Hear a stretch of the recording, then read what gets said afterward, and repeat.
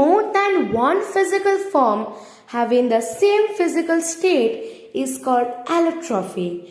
The various existing forms of an element bonded to each other in a different manner, exhibiting identical chemical properties but different physical properties are called allotropic forms. Most common examples of allotropy is carbon. Carbon is one of the elements which shows allotropy. Allotropes are the crystalline forms of an element that exist in more than one crystalline form with varying physical properties but comparable chemical properties. Diamond and graphite are the two most popular allotropes of carbon. Carbon is a nonmetallic element that is required for life to exist. The carbon allotrope diamond is arguably the best known. The carbon atoms are organized in a lattice, which is a kind of cubic crystal structure. It possesses exceptional physical properties, the majority of which stem from its atoms' strong covalent bonds. Graphite, like a diamond, is a semi-metal and an electrical conductor. In thermochemistry, graphite is employed as the standard state for determining the heat production of carbon compounds since it is the best stable form of carbon under standardized circumstances. Another type of carbon allotrope is carbon nanomaterials. Fullerenes, also known as Bucky Balls, are carbon based molecules that adopt the shape of hollow spheres or tubes and are available in various sizes. Carbon nanotubes are spherical carbon molecules with unusual strength and electrical capabilities and excellent heat conductivity.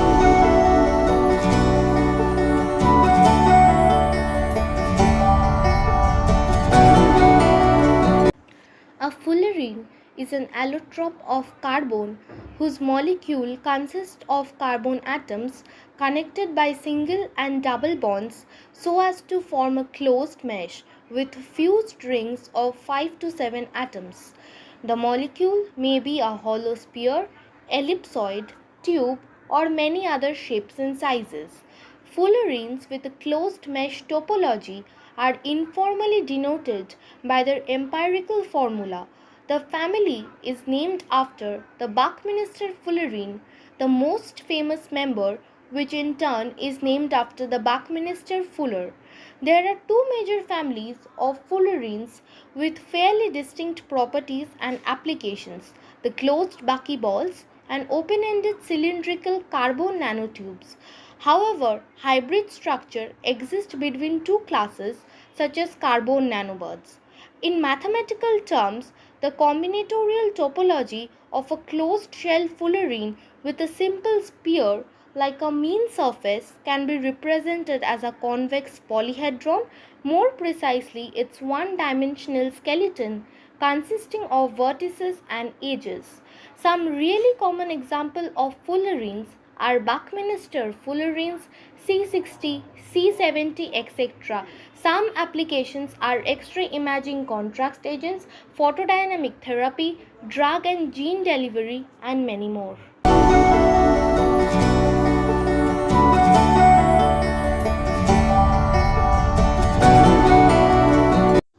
In 1985, Harold Kroto of the University of Sussex, working with James R. Heath, Sean O'Brien, Robert Curl, and Richard Smalley from the Rice University, discovered fullerenes in the sooty residue created by vaporizing carbon in a helium atmosphere.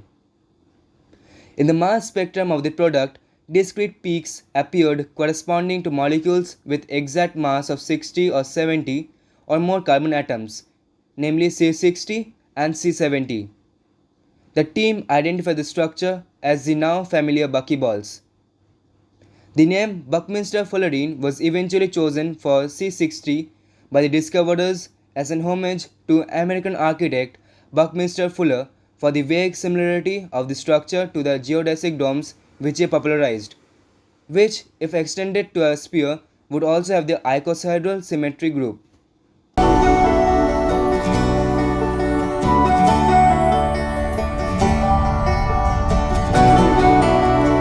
application of fullerene in diverse field. The application of fullerene ranges from molecular electronic, where they have interesting properties as rectifiers, to biomedicine. Their properties and physical characteristics that make them unique are the factors that make them unusual and appreciable materials.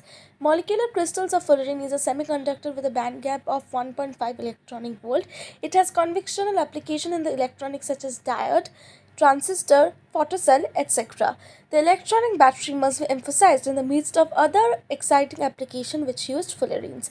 The basis of these batteries is lithium cathodes. Another important field of use is in nanomedicine.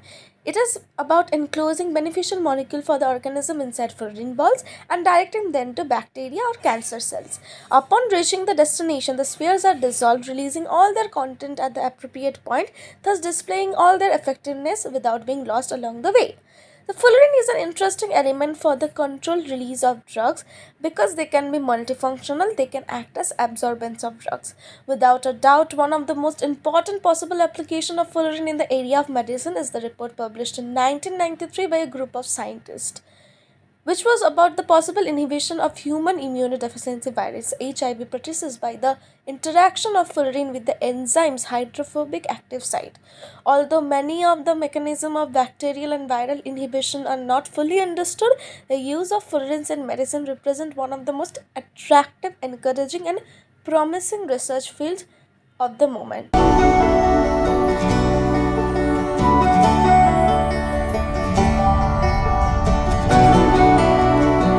The future of medical science looks incredibly bright with the discovery of fullerenes. These special carbon structures have amazing potential to revolutionize healthcare in simple and powerful ways. Fullerenes are tiny particles that can carry medicines directly to where they are needed in our bodies.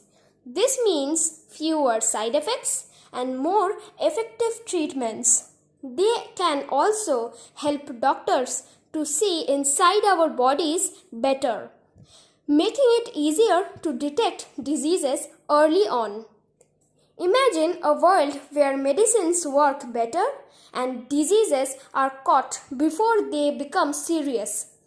Fullerenes have the power to make this future a reality. Let's embrace their potential and look forward to a healthier tomorrow. Thank you. I'd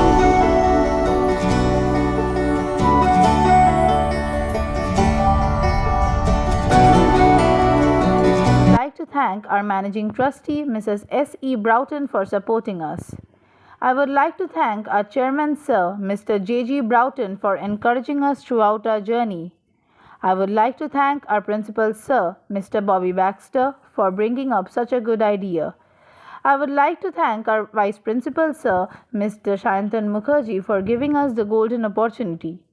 I would like to thank our teacher in charge, Mr. Lionel Jennings, and our junior school coordinator, Mrs. Cheryl and they, for their encouragement.